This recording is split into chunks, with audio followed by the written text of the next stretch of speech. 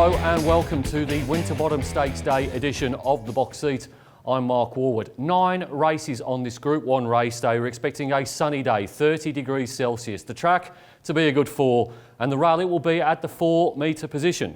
Race number 1 at Ascot on Saturday will jump at 12:24. It is the Tourism WA Trophy over 1,500 metres. In replay, we'll have a look at the win of Abdicator, but we'll focus on Western Temple. And then Western Temple over on the outside, called upon by Pike. Wrinkly, though, still out by about 3 lengths with 200 left to go. Abdicator sticking close towards the inside. He's starting to shift ground here, Wrinkly. Wrinkly from Abdicator. Western Temple can't get there. Abdicator drives up on the inside to join Wrinkly in the final couple of bounds. Western Temple lost to Abdicator in the replay race. That was 3 weeks ago, but it was run at a very slow early tempo, and I don't think that's going to be the case on Saturday if the field holds up. Cockney Crew has been nominated for this race, and Cockney Crew he'll lead them all the way at a very fast speed. I've got Western Temple on top because I think the tempo will suit this horse much better. Gate number 1 gets a lovely run. William Pike to get off to a winning start. From number 1, Abdicator, who bounced back from his shocking performance at Kalgoorlie to win last start. He clearly is a major player. If you put a pen through that Kalgoorlie run, his form is really, really good. The aforementioned number 2 is Cockney Crew. He's certainly got the form in the book to win this race, but he hasn't run for 6 weeks and he did miss the Railway Stakes through lameness. There has to be major concerns about his fitness. And then number 7, Superior Smile, rises in grade without winning and really only a place chance here behind the other 3 horses. Top selection in race number 1 is number 4, Western Temple, to beat 1, Abdicator, 2, Cockney Crew and 7, Superior Smile. Race number 2 at Ascot on Saturday will jump at 1:04. It's the Mrs Max Plate over 1,000 metres. In replay, let's go back to Railway Stakes Day and the win of Downforce. He goes forward, Miss Tycoon. 2 lengths away, then came the Colt. Downforce, Olivia knows. More races in front. Copper Fury, Speeding Comet now. Miss Tycoon. Downforce is winding up. They come to the 100. Speeding Comet's got up on the rail. Downforce is the widest. Downforce has got the head in front. Downforce, the Snippet Sun Colt. Downforce is the half-brother of the Group 1 winner, Silent Sedition, and he's done nothing but impress in his 2 runs since turning 3. On Melbourne Cup Day, he got the chocolates at $3.70, and then he beat the stablemate Miss Tycoon on Railway Stakes Day. That was a very good performance in a ratings race. He comes back to 3-year-old company here.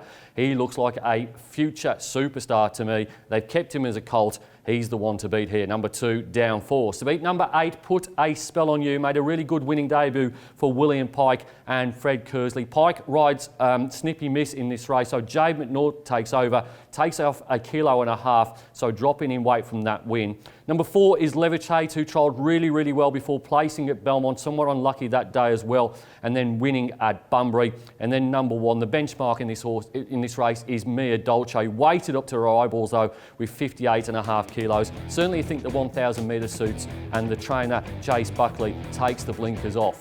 Top selection in race number 2 is number 2, Downforce, to beat 8, Put a Spell on You, 4, Levitate and 1, Mia Dolce.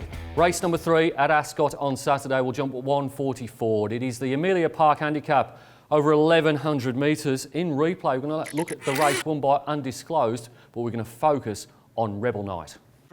More races in front from Dia Della Razza. Undisclosed with its run down the outside is starting to finish on strongly from the Niconian. Undisclosed races up now, going to the 100. Boots away from the Niconian. Rebel Knight further back, runs on with Night Voyage, but it's a great first up win by Undisclosed. The replay race does seem to be the major form reference for Saturday's race number 3. Rebel Knight beat all bar Undisclosed in what was a high rating contest 2 weeks ago. Maps really, really well here from gate number 4, and the aforementioned mare Undisclosed has a very poor second up record. So Rebel Knight goes on top for DMAC and William Pike. From number 4, Excise Free, who comes out of a different race, has strung together 3 wins now, one of them really high rating, and Damien Lade over back from from Victoria, rides for his father, Michael, in this contest from gate number 3.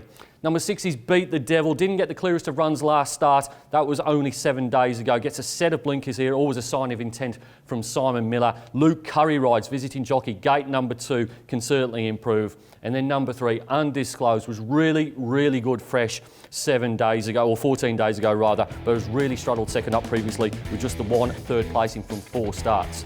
Top selection in race number 3 is number 8, Rebel Knight, to beat 4, Excise Free, 6, Beat the Devil, and 3, Undisclosed. Race number 4 at Ascot on Saturday will jump at 2:24. It is the Furphy Handicap over 1,800 metres. In replay, we'll look at the Cerise and White Galloper, Royal Command, winning 2 weeks ago. Pushing into the open spaces now from Superior Smile at the 250, and it's Avidus who reaches the lead. Megazone about to get around his heels. Samambo getting a run over towards the inside with Mankind with 100 left to go, and Superior Smile joins in. Samambo, Avidus, Megazone, and here comes Royal Command, Superior Smile together. There's a great finish. William Pike rode Royal Command 2 weeks ago to that impressive victory over Superior Smile. They've elected to claim here, so Chris Graham, the apprentice from the Pierce Yard, claims 3 down to 59.5. The replay race was a 72 plus handicap. They dropped back to 66 here, so the weight is negated by the claim. I think Royal Command is much better than a 66 class galloper, so goes on top. From number 7, Sophie's Song has run creditably to place in each of her last 2 starts behind Smarty and Sublime Image. Does get a sticky gate here, but the claim for Chloe Azzopardi brings her down to just 54 kilos. Also out of that same race is Son of Bacchus. They put the winkers on here, Reese Radford and Craig Staples. Does get a nice gate, gate number 6. It's been in the same races as Sophie Song the last 3 starts. And then number 10, British Betty, outside gate here, was a strong winner second up, but that was a pretty slowly run race. Does get William Pike, who takes over from Alan Kennedy, but this is both shorter than last start and also more difficult. Top selection in race number 4 is number 1, Royal Command, to beat 7, Sophie Song, 9, Son of Bacchus, and 10, British Betty.